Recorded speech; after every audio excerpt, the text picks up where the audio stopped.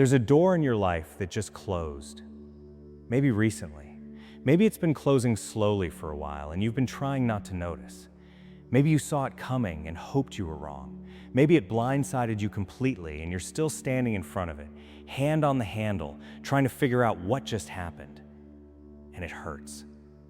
I want to say that first, before anything else. Before the spiritual framing, before the trust the process, before any of it, I want to say that a closed door hurts, especially when it was a door you wanted open, especially when you had plans, hopes, investments on the other side of it, especially when you can't fully understand why it had to close.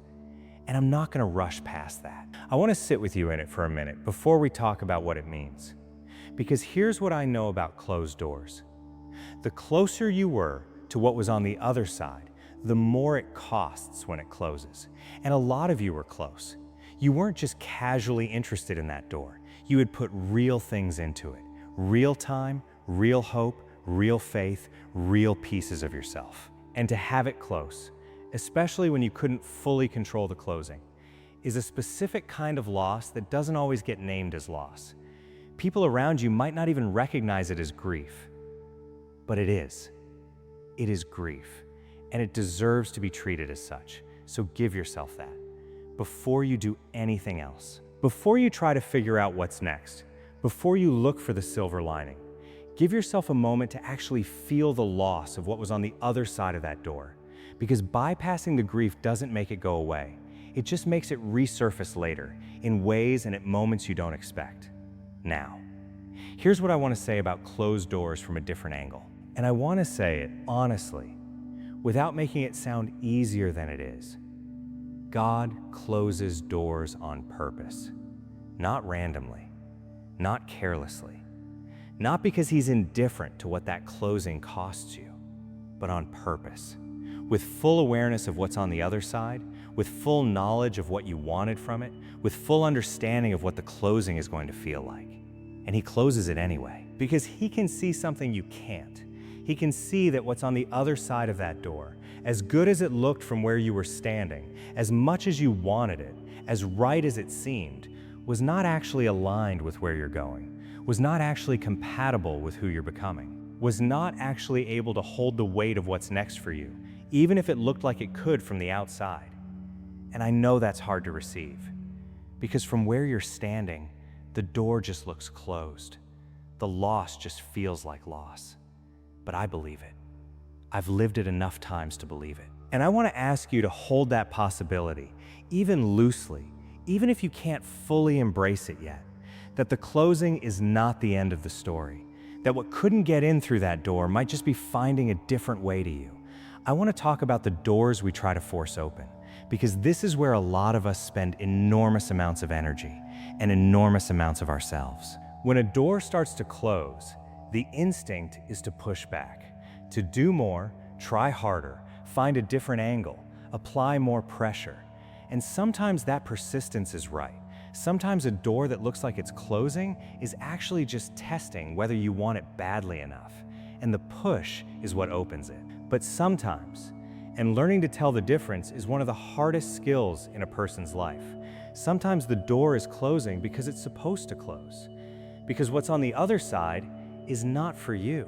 Not because you're not good enough, not because you did something wrong, just because it's not aligned. It's not your door. And all the pushing in the world isn't going to change that. It's just going to exhaust you and leave you spent at the threshold of a door that was never going to open for you, when you could have been walking toward the one that will. I want to speak to the people who are grieving a door that closed a while ago but still hasn't stopped hurting. Because sometimes a closed door doesn't just hurt in the moment. It keeps hurting. It becomes a reference point, a place your mind goes back to when things are hard, a what if that quietly colors how much you trust, how much you hope, how much you're willing to invest in the next open door. That grief, that lingering hurt, it's okay that it's still there. It just means the thing behind that door mattered to you. And things that matter to us leave marks. That's not a problem. That's just what it means to be someone who actually cares, who actually shows up fully for the things and people in their life.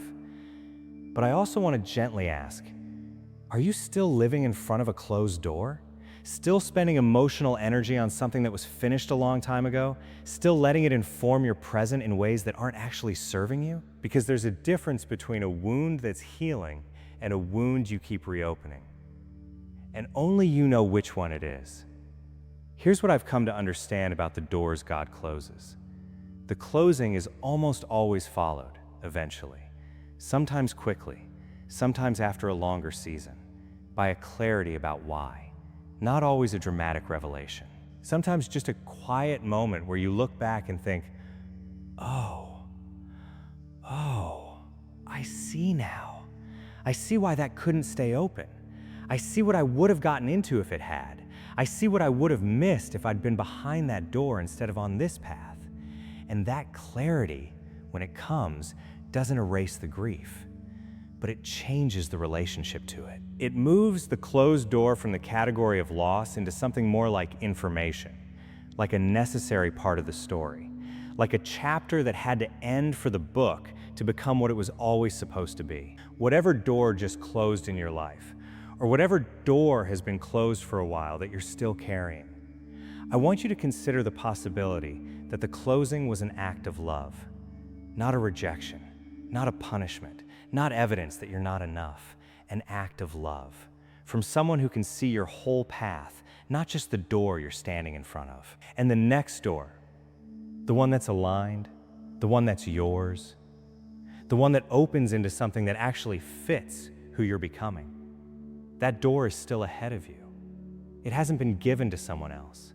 It hasn't closed. It's just not the door you were looking at. Keep walking. Keep moving forward. Keep your eyes open for the door that opens, not just the one that closed.